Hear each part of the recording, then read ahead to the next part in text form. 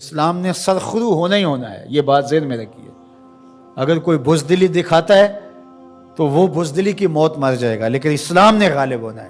یہ دکھ، یہ اذیت، یہ تکلیفیں، یہ اس وقت جو حالت ہے فلسطینیوں کی، دردناک صورتحال ہے، لیکن اقبال نے کہا تھا کہ خون 100,000 انجم سے ہوتی ہے سحر پیدا۔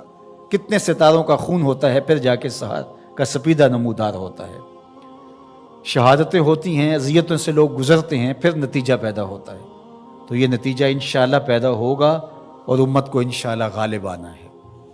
ہمیں اپنے حصے کا کام کرنا ہوگا، ہم نے ان کے ساتھ کھڑے ہونا ہے۔ اس وقت صورتحال یہ ہے کہ پوری دنیا کی اشرافیہ، ایک دو ممالک کے علاوہ، وہ ان کے ساتھ نہیں ہے۔ وہ بیان بازی کی حد تک اپنی عوام کو مطمئن کرنے کے لیے رسمی کارروائیاں کرتی ہے۔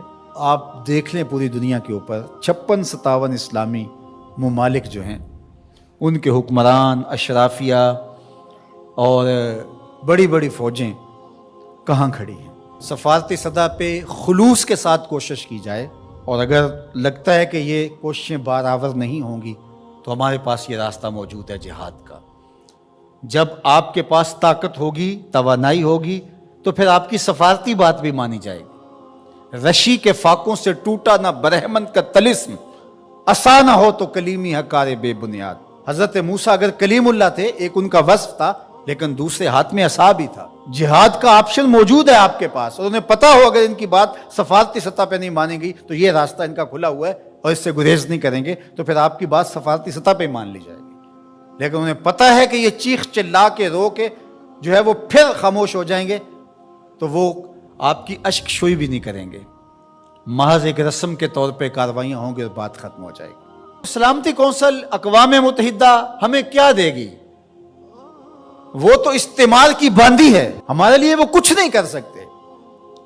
امت کو اپنا پلیٹ فارم فراہم کرنا ہوگا، اور امت کو اپنے مسائل حل کرنے کے لیے ہمارے پیغمبر نے جو راستہ جہاد کا دیا ہے اسی راستے پہ چلنا ہوگا۔ پھر دیکھنا کہ کس طرح کفر دم دبا کے باغتر گھٹنوں کے بال آتا ہے۔ مسلمان کا مقابلہ نہیں ہو سکتا اگر وہ غیرت پہ آ جائے تو۔ دوسرا، اس وقت وہاں بیچارے لوگ سسک رہے ہیں، ان کے پاس دوائیں موجود نہیں ہیں، اور ان کے پاس غذائی قلت ہے، مکان ان کے ختم ہو گئے۔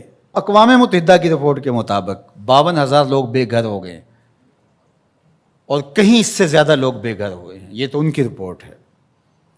تو اس لیے اللہ نے ہمیں آسودہ زندگی دی ہے، تو ہم آدھی روٹی کھا لیں اور آدھی روٹی ان اپنے مسلمان بھائیوں کے لیے بھیجنے کی کوشش کریں۔ الحمدللہ ہم نے ادارۃ المصطفیٰ کے تحت وہاں کام کا آغاز کیا ہے۔ اگر کوئی ہمارے پہ اعتماد کرنا چاہے تو ہم بھی اس خدمت کے لیے حاضر ہیں، اور انشاءاللہ آج سے وہاں غزہ کے اندر اللہ کی توفیق سے کام کا آغاز ہو گیا ہے ان کی نصرت اور اعانت کے لیے۔ باقی مختلف ذرائع ہیں، ان کے ذریعے سے آپ جو ہے وہ ان کی مدد کر سکتے ہیں۔ آپ کو اطمینان ہو جہاں، تو یہ کام کرنے کا ہے۔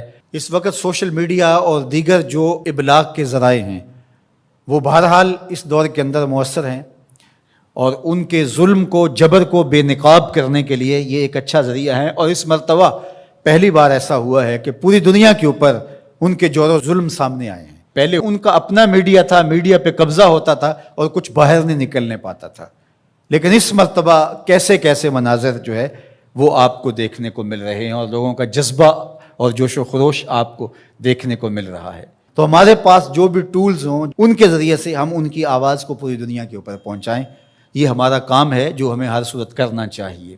اسی طرح ان کی مصنوعات کا بائیکاٹ کریں، اپنے ملک کی بنی ہوئی مصنوعات کو متبادل کے طور پہ استعمال کریں، ترکی کی مصنوعات کو متبادل کے طور پہ استعمال کریں۔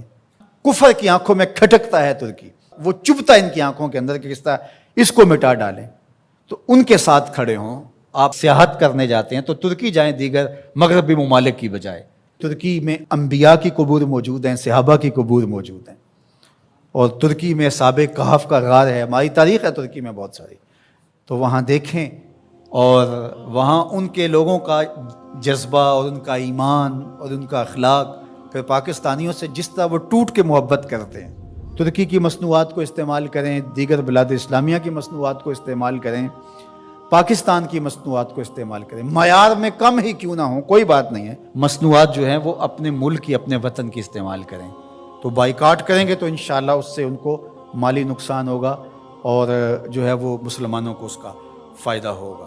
اسی طرح جو ہے وہ ان کی اخلاقی مدد کریں، جو صحافی ہیں وہ ان کے لیے لکھیں، جو بولنے والے ہیں علماء وہ تقریروں میں، تحریروں میں، گفتگو میں لوگوں کو اویئرنیس دیں۔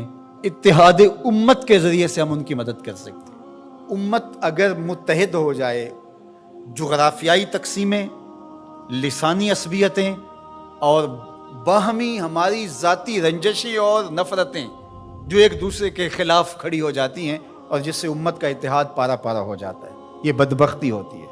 تو ان ساری تقسیمات کو رد کر کے حضور کے نام پر، قدس کے نام پر، قرآن کے نام پر، توحید کے نام پہ ہم جمع ہو جائیں۔ الکفر ملت واحدہ، سارا کفر ایک ملت ہے، تو مسلمان کیوں جمع نہیں ہو سکتے ہیں؟ حضور کے نام پہ سب جمع ہو جائیں۔ امت کی وحدت اس بات کا پیغام ہے کہ دشمن کے چھکے چھوٹ جائیں۔ میں اپنے ساتھ جڑے ہوئے تمام لوگوں کو کہتا ہوں، اپنی اولادوں کو بہت اچھا پڑھائیں، ان کی دینی تربیت آخری حد تک کریں، اور ان کی جو دنیاوی تعلیم ہے اس کو بھی بہتر سے بہترین انداز میں آگے لے کے جائیں۔ وہ ہر شعبے کے اندر آگے بڑھ کے شعبے کے اہم منصب تک پہنچیں، اور ان کے اندر جو راسخ مسلمان ہے وہ مضبوط تر ہو، وہ آپ کی آغوش سے گزرا ہے، وہ وہاں جا کر کے بھی جو ہے وہ پکا سچا مسلمان ہو۔ سب لوگ اس طرح جب آگے جائیں گے تو پھر نتیجہ آپ کے سامنے ہوگا۔ لیکن اگر ہم یہ نہیں کریں گے تو پھر ہم سوائے چیخنے چلانے کے، صدائے احتجاج بلند کرنے کے اور کچھ نہیں کر پائیں گے۔ تو بہرحال غالب تو آنا ہی آنا ہے اسلام نے، وہ پھر ہم نہیں ہوں گے، پھر اللہ تعالیٰ کسی اور کو منتخب کر لے گا ہماری جگہ پہ۔